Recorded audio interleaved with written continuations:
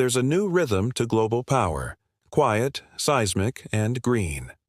While old alliances twist and falter, one rising influence is reshaping how the world thinks about climate, technology, and leadership.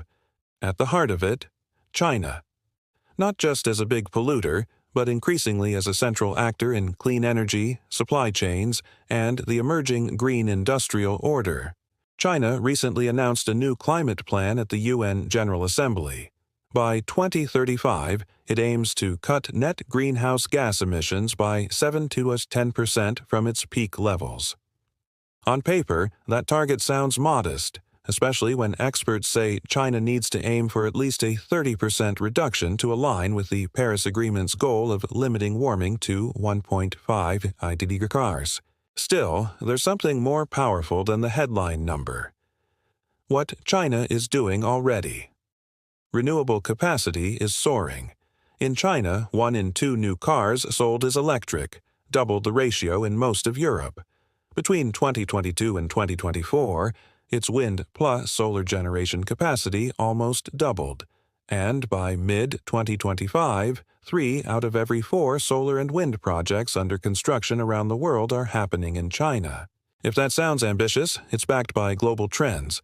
According to IRENA, total global renewable power capacity additions in 2024 reached 582 gigawatts GW, a 19.8% increase over 2023. Solar photovoltaics led. About 452.1 GW were added via solar PV, 78% of all new renewables.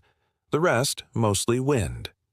Asia contributed over 413.2 GW of that growth, with China accounting for about 61.2% of new PV and 69.4% of new wind installations.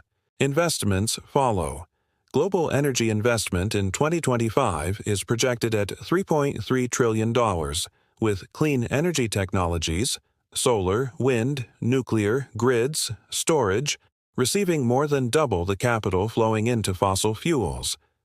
China now leads the world, spending more than the European Union and the U.S. combined on energy investment. In the first half of 2025 alone, global investment in renewables hit a record $386 billion, even as the U.S. saw a decline, down 36%, due to regulatory uncertainties, while Europe surged ahead: offshore wind, solar auctions, grid expansions. And China? It accounted for about 44% of the world's renewable energy investment in that period. So, is China shaping a green international order? The signs suggest yes, and more. China is exporting clean technologies globally: solar panels, electric vehicles, batteries. In 2024, China exported 242 GWh of solar panels, a volume almost matching Germany's entire electricity generating capacity. Many of these exports go to developing countries, Sub-Saharan Africa, South Asia, where they help expand energy access, stabilize prices, and reduce dependence on fossil imports.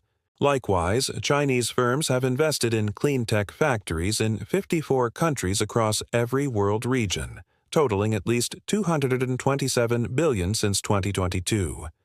This includes factories for solar, EVs, wind equipment.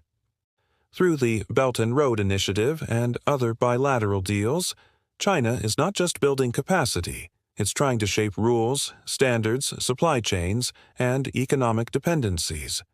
But a green order built only on growth is not enough. There are concerns. Over-reliance on Chinese supply chains may make other countries vulnerable. There's risk of underinvestment in climate resilience. And China's own planned cuts, 7–10% by 2035, may fall short of what science demands. Looking at global data elsewhere, the gap is visible. In Latin America, Brazil added over 5,600 MWh of solar PV, distributed plus central, in 2024, accounting for 20% of its electricity from solar. In Sub-Saharan Africa, clean energy projects are often delayed by financing, grid capacity, and lack of investment, even though demand is high. And many countries in G20+ will need to multiply current renewable deployment 2 to 3x just to hit global targets by 2030. Now, this isn't just data. It raises moral and spiritual questions. What does it mean for one nation to become such a green powerhouse? How can the world ensure this power lifts everyone, especially the historically marginalized? Are equity, justice, and stewardship part of this new order? The Quran guides us to think in terms of just distribution and responsibility. In Surah Al-Hashr, chapter 59, verse 7, it is written, so that it will not be a perpetual distribution among the rich from among you. This verse warns against wealth and power, including technological power, being concentrated in the hands of a few. True strength lies in sharing and inclusion. There is also a reminder in Surah Al-Balad, chapter 90, verse 10. But he has given no thought to the melting away of his flesh. While this speaks to neglect of inner change, it also calls to attention how ignoring harm, physical, environmental, social, can lead to decay. A global order that ignores climate justice is one that ignores the melting away of collective well-being. In Surah Ar-Rahman, chapter 55, verse 10, the Quran says, "And the earth he has placed for creatures." It's a reminder that this world is not just for growth, profit, or dominance. It is entrusted to all beings. Leadership, green or otherwise, comes with trust and accountability. China's role, then, may be decisive. If it uses its industrial power, financial strength, and growing influence to uplift others, providing affordable clean tech, supporting resilience, helping weaker nations adapt, then maybe this new international order will be greener not just in promise, but in practice. But if the order is green only for some, it risks becoming another form of power imbalance, an order where dependency replaces autonomy, or where green technology becomes a tool of political leverage rather than human welfare. So where does this leave us? The moment is now. Nations around the world must look at Chinese commitments not just as symbols, but as benchmarks. They must demand transparency, fairness, and cooperation. And each society must ask, what part do we play in this shifting order? How do our consumption, choices, and policies align with a future that is just, sustainable, and shared? Because the Quran reminds us in Surah Ar-Ra'd, chapter 13, verse 11.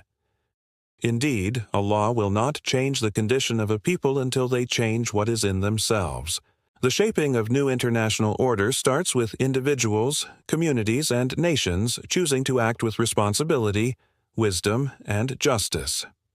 In this turning tide of power, clean energy, and diplomacy, China may lead, but the true measure of leadership is not the magnitude of capacity or investment. It is the widening circle of shared benefit, the protection of the vulnerable, and the care of the earth entrusted to us all.